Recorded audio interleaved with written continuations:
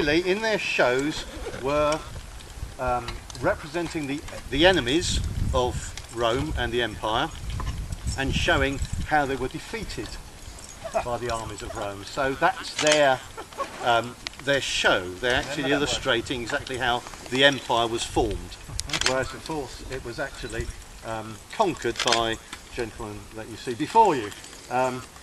You hear that? Absolutely. Conquered, defeated by people like us. That's it. Here we have a legionary, typical Roman soldier, one would think. The legionary soldier from a legion of 5,500 men, citizen soldiers.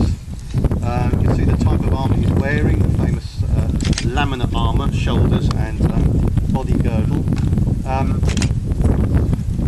Using the curved shield, the scutum, which was used for open order fighting. So you could actually, you didn't have to necessarily stand shoulder to shoulder with this sort of shield. You could actually take on enemies on a couple of sides, so fighting much open order, but obviously fighting closed order as well, shield to shield. When they went into a battle, then these shields could be used like a battering ram. You can actually use them as offensive weapons because of the metal boss in the middle. Made of wood, laminate wood, so very light but very strong.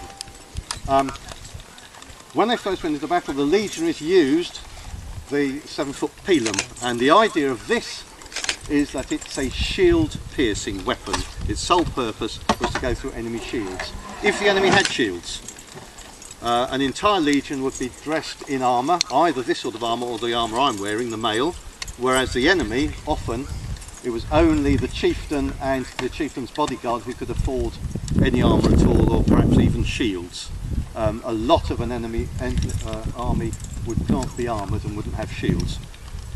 I represent the auxiliary troops of the Roman army, and they were employed from tribes friendly to Rome, or possibly tribes that had been conquered, and part of the peace treaty was to form auxiliary cohorts. So there weren't as many of us in each grouping. A cohort was 480, possibly 800 men, up to about 1,000. I in fact represent somebody from a mixed cohort, the second cohort of Tungrians, originally recruited in Belgium from an allied tribe, and we would have been 2/3 infantry and 1/3 cavalry, because the auxiliaries also formed the cavalry element and the archers of the Roman army, whereas the legionaries tended to be more the engineers and the heavy infantry.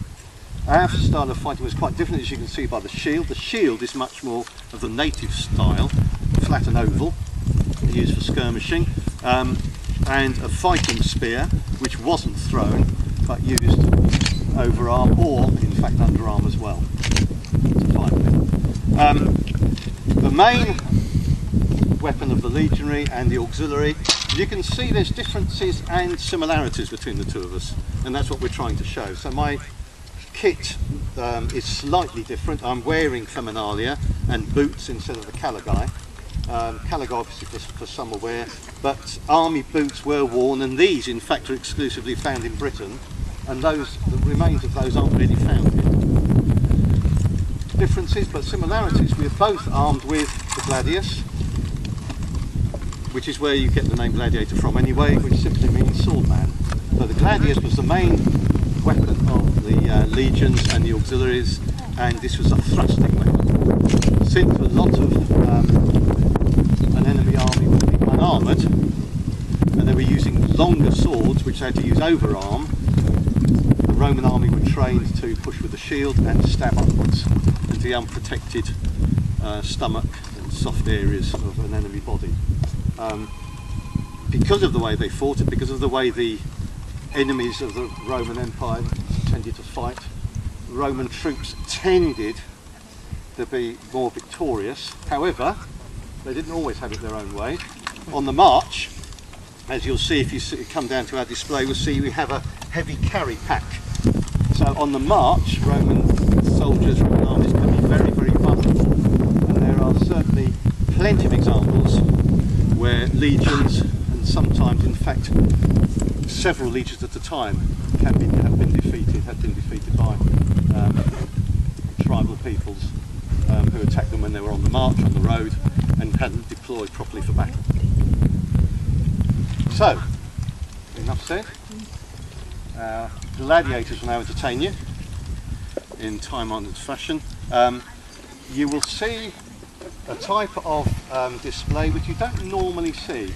Our gladiators here are free fighters. In other words, they haven't choreographed what they're going to show you and how they fight. They've trained very hard under their trainer, but you'll see real fights. Without the bloodshed, because that would be a waste. Well, they're very expensive. Thank you. Thank you for the Roman army, please.